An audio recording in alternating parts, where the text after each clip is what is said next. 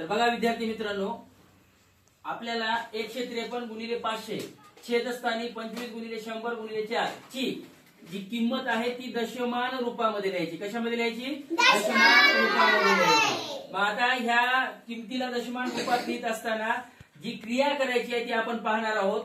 पहा, या ठिकाणी काय करायचं, हे शून्य कटला, हे शून्य कटला, हे शून्य कटला, हे शून्य कटला, या दोघांचा भागाकार करत असताना मग त्यानंतर हे 5 1 5, 5 1 5 झाल्यानंतर 5 5 25, 5 न या 25 ला भाग करून भागातला आपण इथं 5 राहिले, इथं 4 राहिले. म्हणजे काय आलं, 153 गुणिले 1 छेदस्थानी 5 गुणिले 1 गुणिले 4 आलं. म्हणजे हे एक आपण इथे ठेवले.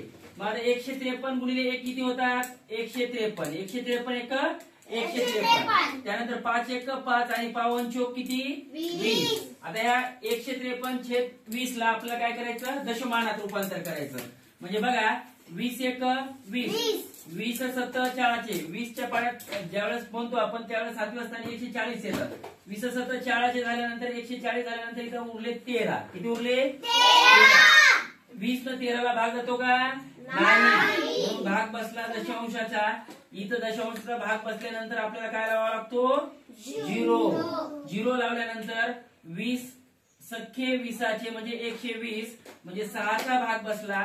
त्यानंतर इथं 120 गेल्यानंतर किती राहिले? मग 130 मधून 120 गेल्यानंतर 10 राहिले.